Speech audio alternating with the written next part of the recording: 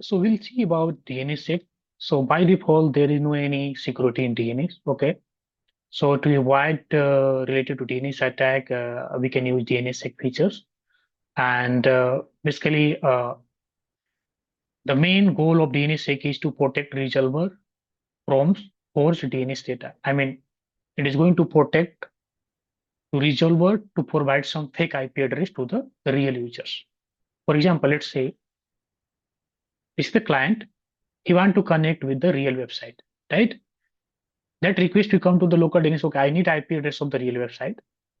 Local DNS is going to follow the process, follow the hierarchy as per the design, like as per the DNS hierarchy I'm telling.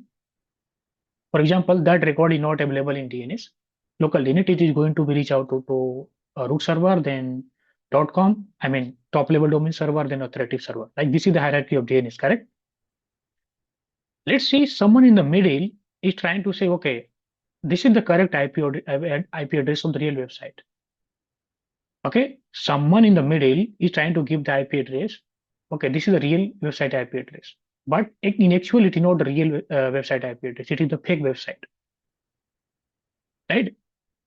Local DNS, I mean, resolver has no any visibility to verify like whatever things I'm receiving, it is coming from the genuine person.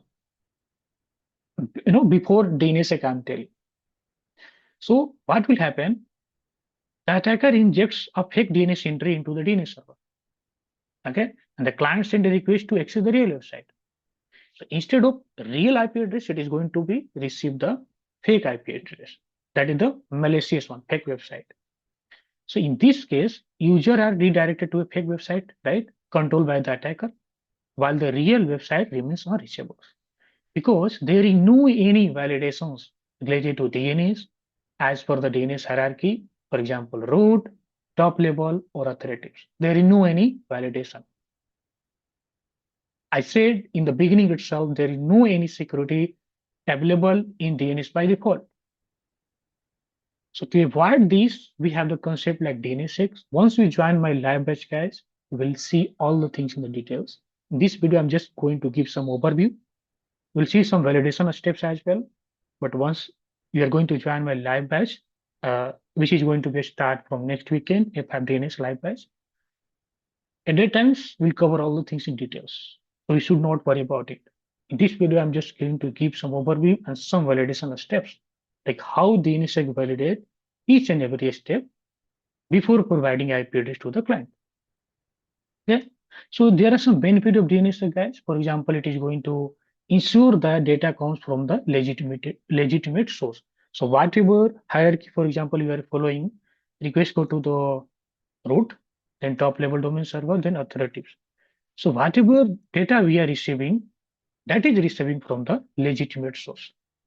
Second thing, it is going to verify that data is authoritative for the specific DNS show. So for example, I am requesting IP address of www.example.com. So there is authoritative zone for example.com. So that is also going to be validated. Okay, whatever data we are receiving related to DNS, that is coming from the authoritative person. Third one is it is going to protect the data from being altered or tampered with during transit. So during transit, during our DNS hierarchy flow, it is going to make sure there is no any changes, there is no any temper in our data during the transit. So these types of features is going to be available, and these features available, these benefits available in DNSSEC. I hope it is clear for you guys. Okay. So if you see how DNSSEC going to validate it, if you see this flow, so this is our validating resolver. This is our authoritative server for example.com. This is our top level domain server. This is our root server, right? So first question is, what is the A record of www.example.com? So this is going to provide it along with security signature. That signature basically signed by private key, and that is only going to be decrypted with the help of public key. So we'll see all the things live in the lab as well with the help of some Kali Linux, or we'll use dig. We'll use dig commands. Okay, it can't run on the window. We'll see on the Linux machine as well. Don't worry about it. So second question is going to ask, what is the public key for example.com, right?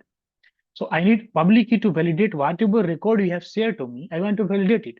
So that record is going to be shared to the resolver along with signature. And that signature is signed with private key. So he is asking, I need public key to decrypt that and validate your record. Okay. The next question, go to the top level domain server. What is the public key for example.com? It is going to provide the public key along with signatures, right? And then it will follow like that. And after top level domain validation completed, it will go to the root level server. Okay. For example, what is the public key for root to validate the previous sensor? So it is going to provide the public key for root along with signatures. So in short, I can tell if we see from this hierarchy, each step is going to be validated with the help of signatures. This is provided details of a resolver. It is going to validate with the help of signatures.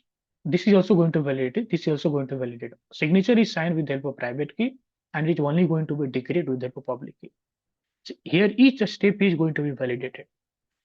Once all the step is going to be validated, if all validation succeeded, the DNS answer is trusted. If any validation failed, the answer is rejected. So the resolver now has all the keys and signature to validate the chain. So basically, root is going to trust on .com. I mean, intermediate in short, I can say. And .com is going to trust on example.com. Example.com is going to trust on www.example.com. So for example, root is trusting on .com is trusting on example.com, example.com is trusting on this. So basically, this is your authoritative, this is your top level, and this is your root. So root is trusting on this is trusting on authoritative. Authoritative is going to provide the actual IP address. So in case of DNSSEC, guys, each and every step is going to be validated with the help of signature. This is the beauty of. While doing that, we can avoid such types of attack.